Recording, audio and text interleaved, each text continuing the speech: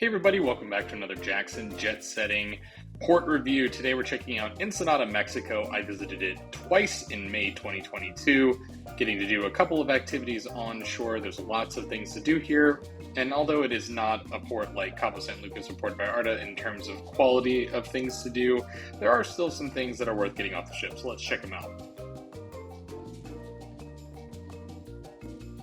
I sailed here on the Carnival Radiance and the Navigator to the Seas back to back.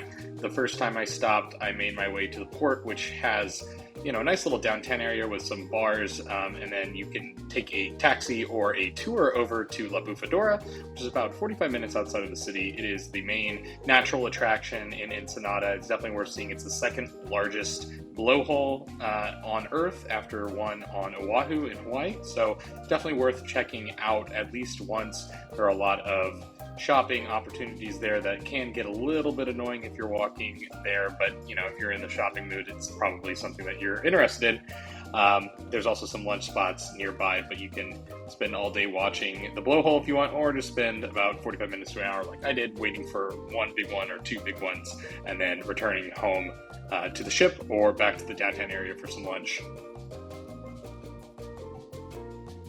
So La Bufadora is one of the big attractions in Ensenada, but there are a number of other things like wine tasting, ATV tours, zip lining that's located outside of the city center. Everything kind of requires a bit of a drive, so unless you're walking into town to grab some food and have some drinks, that's going to be your choices in Ensenada.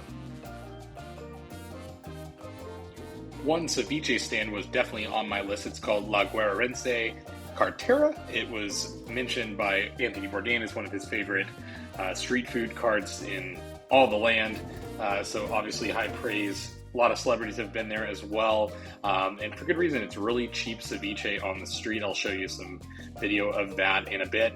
There's also a ton of lunch spots just to get some typical Mexican cuisine for a good price.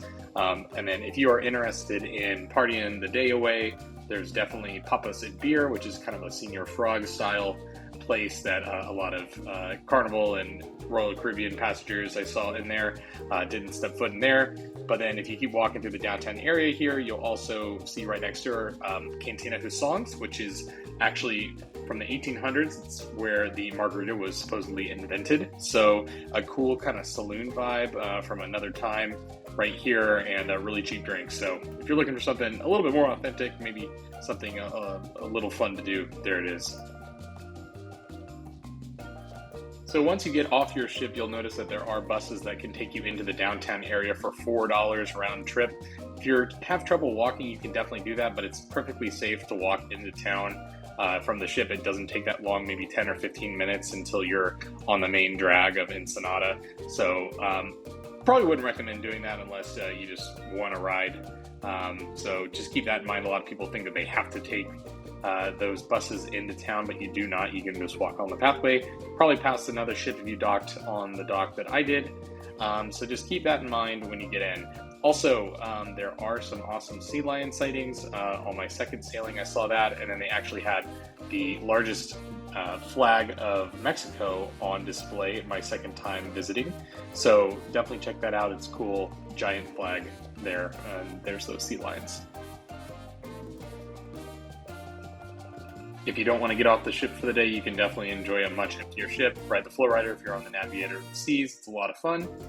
But what I did on my second visit is check out those sea lions and ran in and grabbed some more ceviche from La Guerrense Cartera. So you can check out what those look like in a second, but really a lot of fun. I was surprised by Ensenada. I had pretty low expectations, and I thought that the food was really pretty incredible. So not the most in-depth video on my channel, but wanted to give you an idea of what I did in Ensenada and document it for the future, maybe give you a few ideas. There's a lot of great, more in-depth YouTube videos out there. Check those out. Hope you have a great time in Ensenada. Thanks for watching. If you like this type of content, feel free to hit that like button and subscribe to my channel.